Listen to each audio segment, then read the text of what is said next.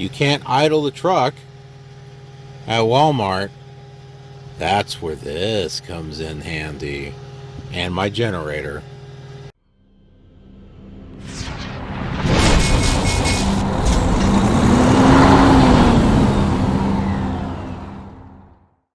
Oh, good morning.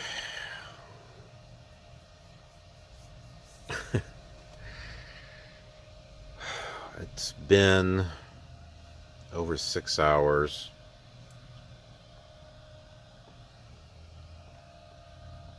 Thought I saw something move out there. With 7 hours, things should open up to where I can drive again. What I'm trying to decide on is,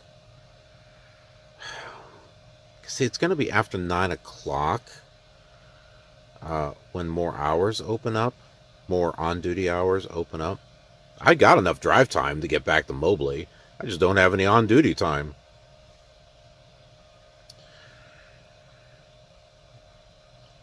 So I'd be able to get back to Mobley, but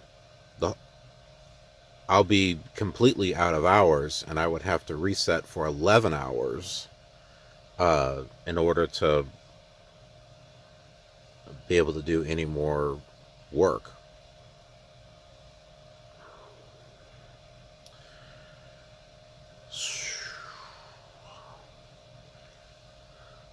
So I have to shut down for 10 consecutive in order to reset stuff. At least that's what I understand.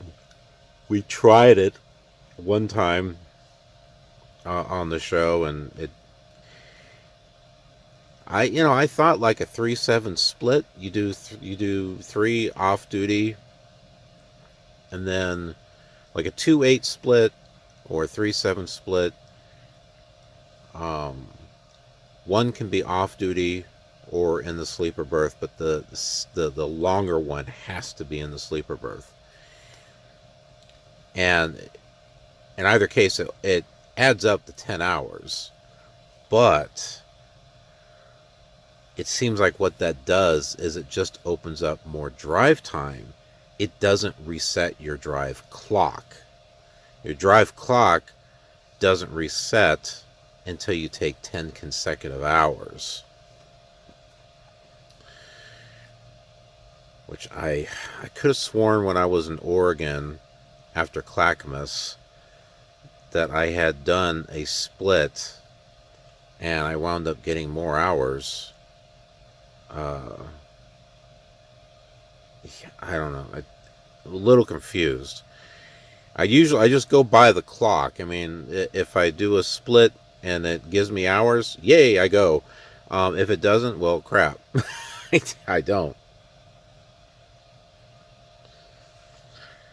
So if I was to do a consecutive 10 hours, I would be here until after 12, sitting in the back. And, well, maybe no one will bother me. It's possible that no one will bother me. I'm back here. I'm out of the way. So I could just stay here. If someone says, hey, you need to move after the 7 hours, well, here's the choices that I've got right now. Hopefully they'll be considerate enough to let me stay at least the 7 hours, so I've got time opened up to hopefully get back to Mobley, or at least get to a truck stop or something that has parking. There should be parking now. If not,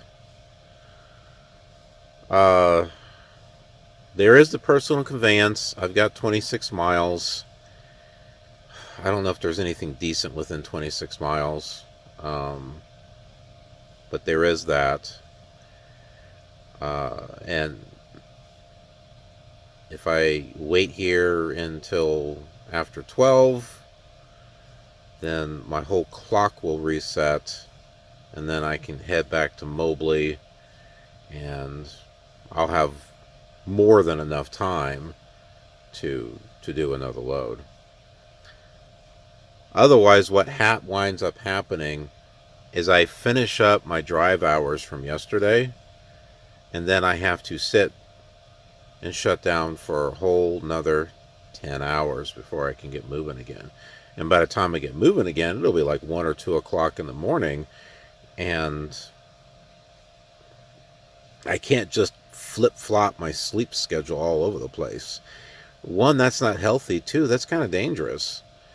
Because if you don't have a regular sleeping schedule, your body's not going to be able to function very well.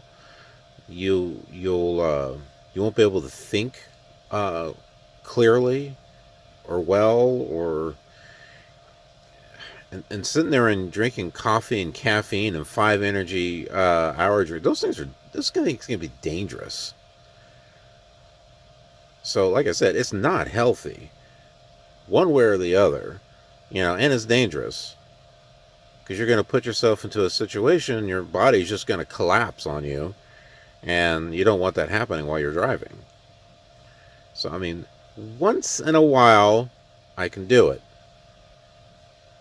So, like last night, I forced myself to stay awake until like 2 o'clock in the morning, so that way I could get this delivery done on time. But yeah, I mean, as far as flip-flopping schedules around and stuff like that, heck, even when I was younger, I had problems with that. So I wound up getting, because I was working a couple of jobs, I wound up being so tired, I didn't even bother go into one job, and got let go because of not showing up. I just got so tired, and you don't want that happening while you're out here driving. But that's where we are right now. My little air conditioner did really well last night. I actually turned the fan down a little bit because it was getting kind of cold back here. But, oh no, it did really well.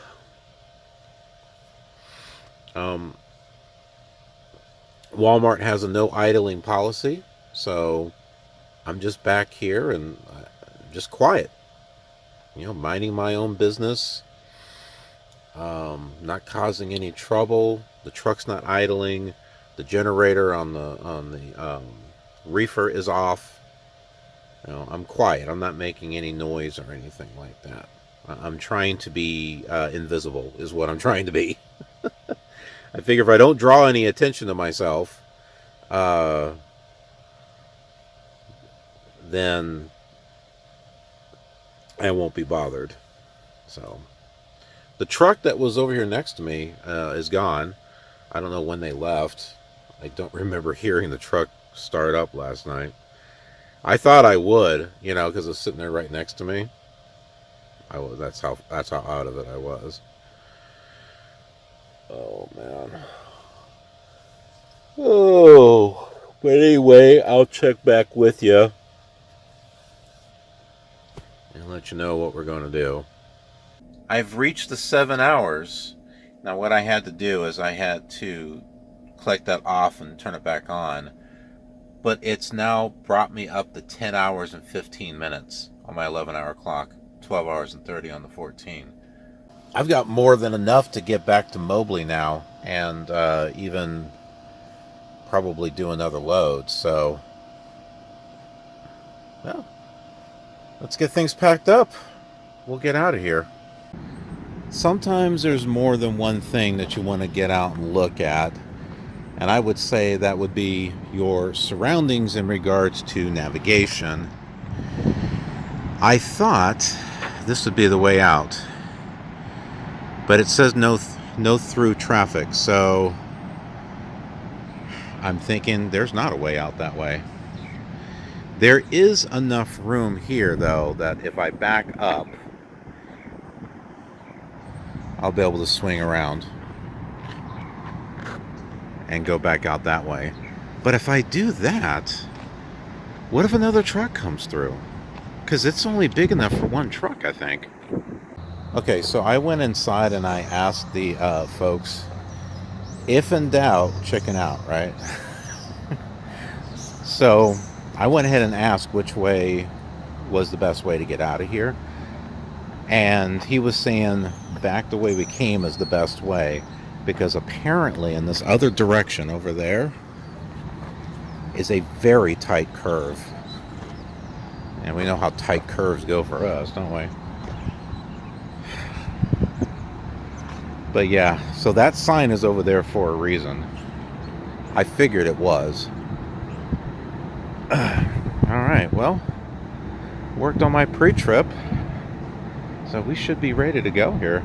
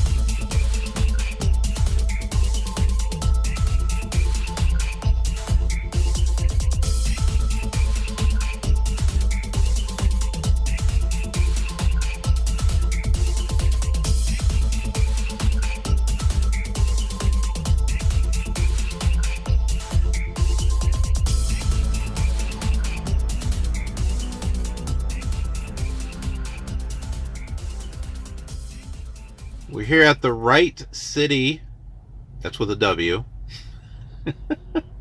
the Wright City rest stop.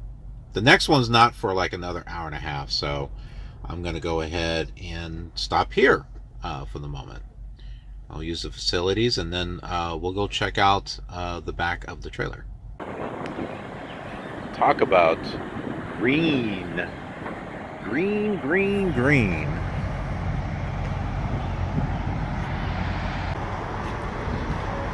Alright, so let's go ahead and take a look at a few things. Up here is where the temperatures are going to be, and this is divided into 3 sections.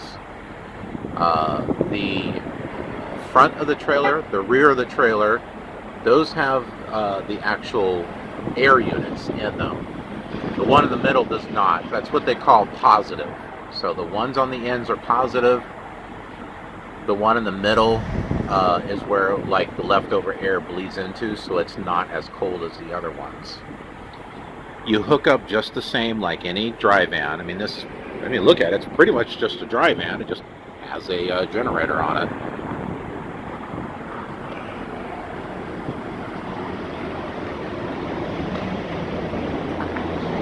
This is your fuel tank. All right, so when you go to get reefer fuel, you're going to have to pull forward. Well, that's going to be interesting. I guess you fill up your truck and then, well, you typically are going to fill this when you get back. That's what we're going to do. This is your needle to let you know how much fuel's in here. So there's more than a half a tank in here, which I don't know. I don't think we have to fill it up, because the lady was telling me that if it's over half a tank, it's fine. Sometimes that needle can be buried over empty or full. So if you don't see the needle, kind of look off to the edge, and you might be able to see it there.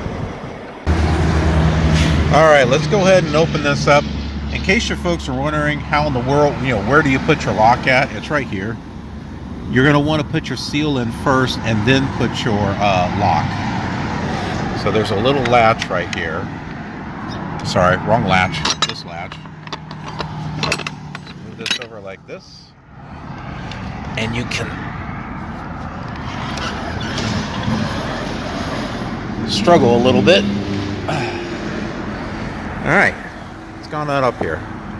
These here are the bulkheads, okay? So when you go to pick up your load and it's sealed and everything, when you get to your first location, you'll break the seal, take your lock off, open up the door, and this first section here is one of the refrigerated sections.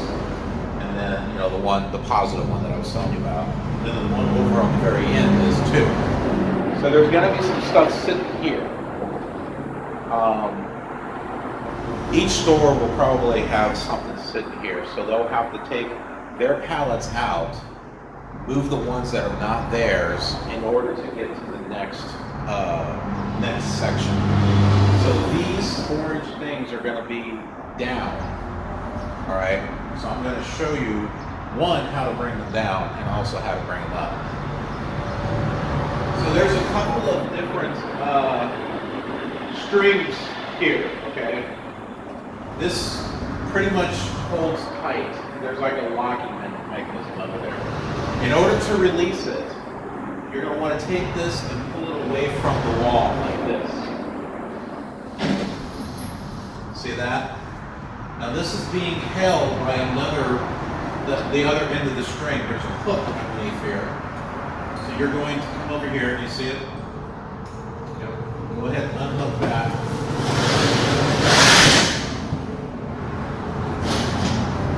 And there you go. So just imagine for a moment, this barrier is also down on this side as well as back there, okay? This is what you're going to see. So, once the store crew, the unloaders, When they move the stuff and they're ready to get to the next part, you're going to want to take this and lift it up. How do you do that? Well, for one, when you get done, pull this. So this is down here, and this ain't dangling up here because it's going to hit people's head and everything, all right? So, what you're going to want to do, you're going to need to loosen this. So you're going to have to pull it like this, and then pull it. Keep holding it. If you let it go, it's going to lock. See? So you do that. Now what you're going to want to do is the opposite of what I just showed you. So you're going to want to take this, and it's like a garage door. It goes up like this.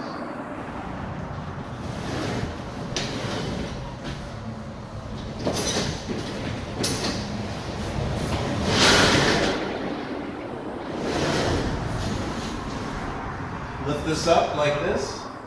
Take this hook.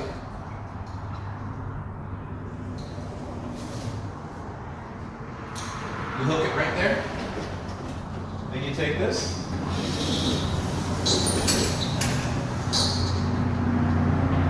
And there you go. It's that simple. Or like what the one guy said, it's a piece of cake. Or a piece of pie, you know, whichever one you like.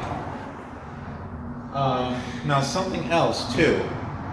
As they start unloading stuff, let's say like on this other side here, what you can do to help stuff not move around, these doors will slide, and you may have noticed that. So when they're sitting down like this, you can push and slide them back. So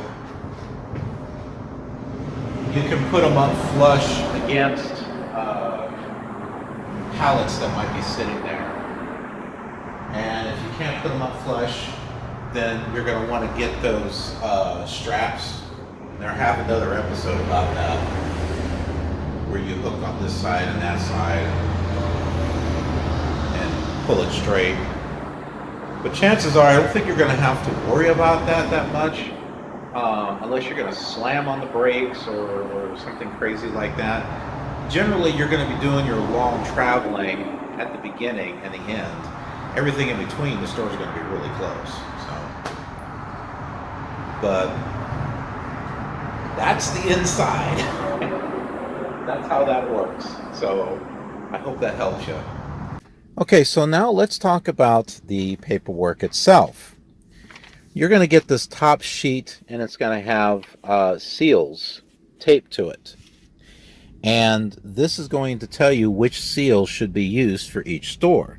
Like this one should have been for this store, and this one for this store. And it should be organized, stop 1, 2, and 3. All right. There's some things that you're going to need to fill out. Like I need to fill this out right here.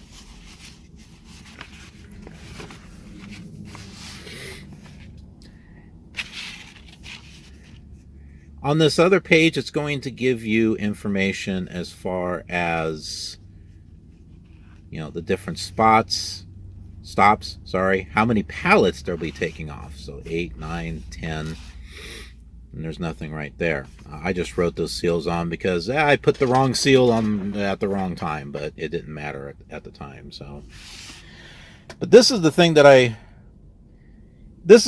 wanted to show you here. What you're looking at is the organization of the pallets for this particular load that I did. This is the rear of the trailer. This is the front. So you open the rear of the door, the roll-up door right here, right? So there's going to be 4 pallets here, 4 pallets here. And they're organized by store. So you can see the first store that I had, they had these and these. Then they had to move this one over here, and this is the barrier. So I had to pull up the barrier, and so that way he could get his other one. By the way, this stands for produce. MT is meat, and that's produce.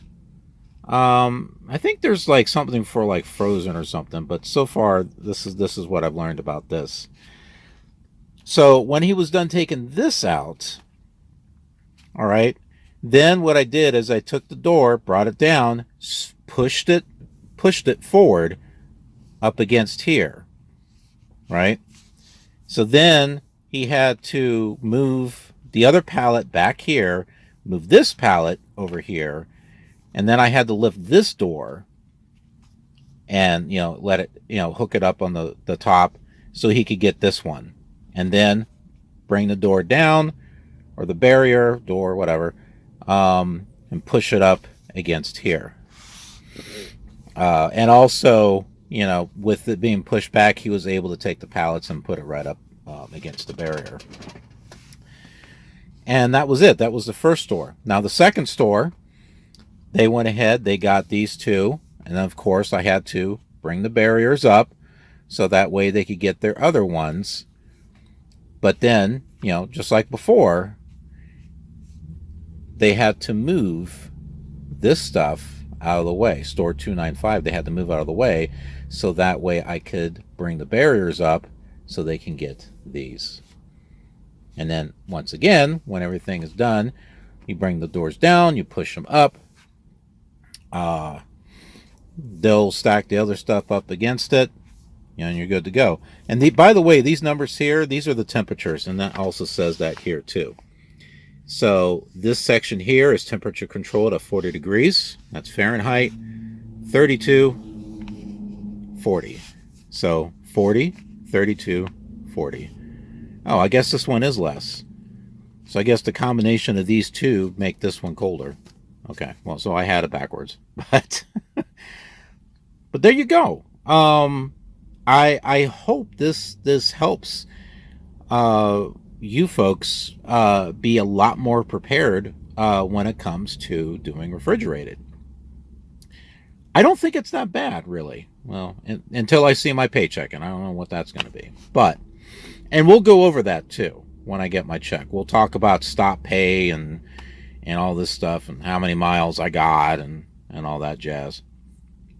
So another thing, the signatures that are on there, want to make sure that you get the store signatures or well, yeah, the manager to sign.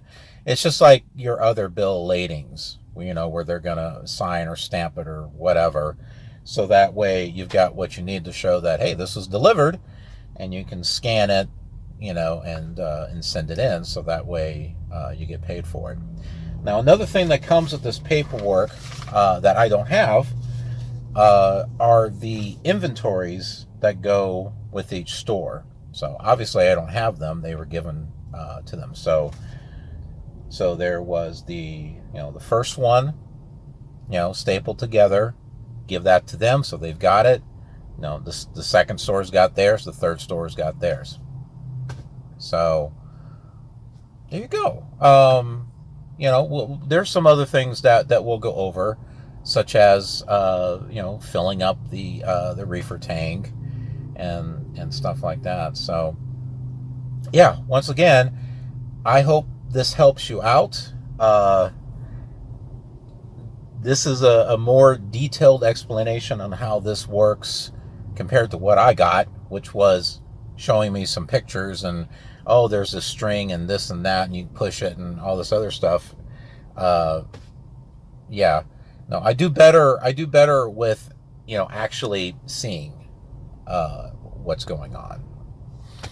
But yeah, so for now, the refrigerated is kind of nice. Just make sure that you got the hours to do it.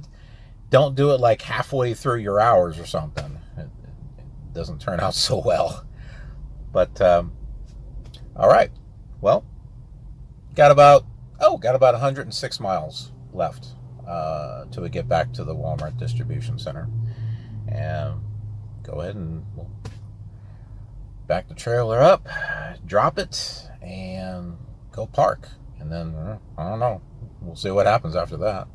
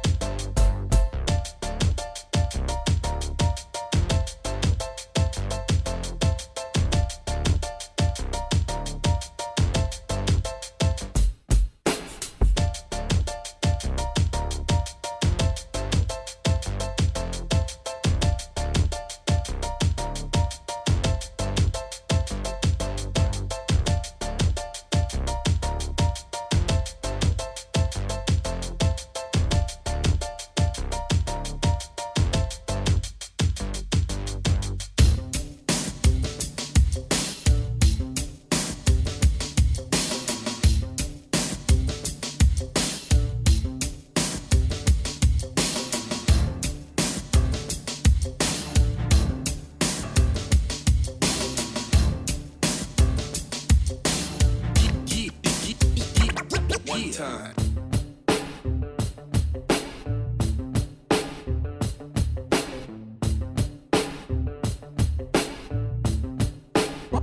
Rhyme Slayer.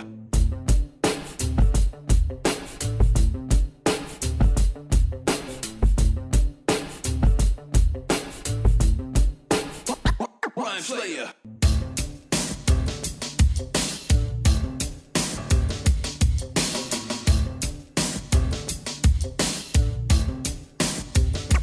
One time.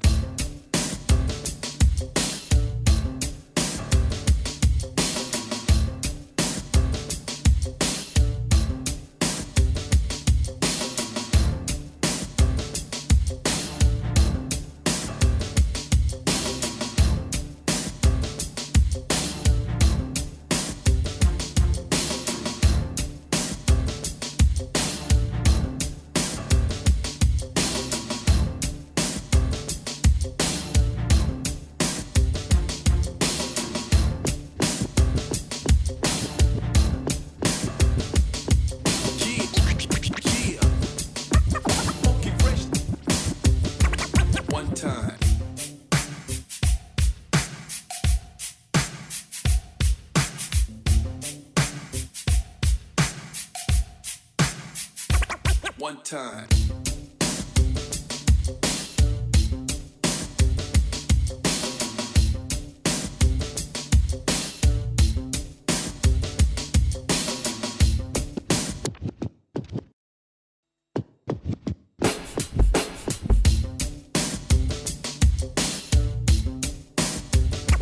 One time.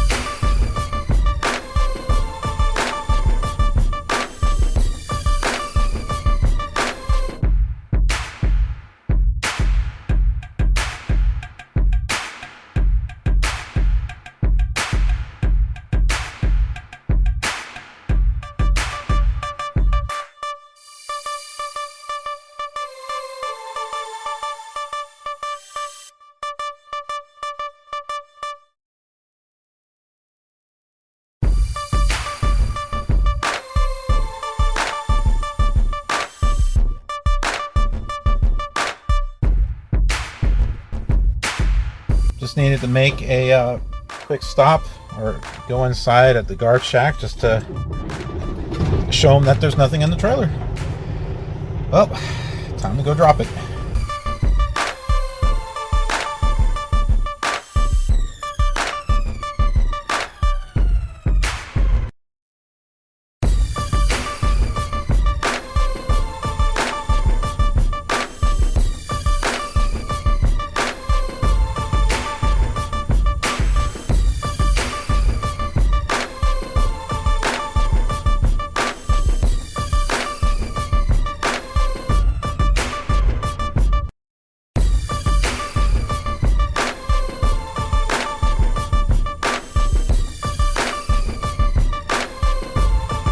Okay, we're back here in Moberly.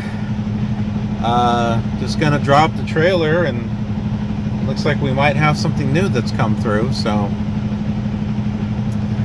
we'll go ahead and we'll talk about that in the next episode. So thanks so much for watching, and I hope you found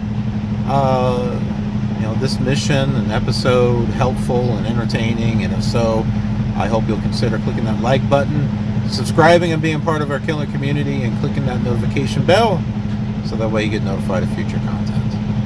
Thanks for watching, and have a killer awesome day? No, killer awesome trucking day.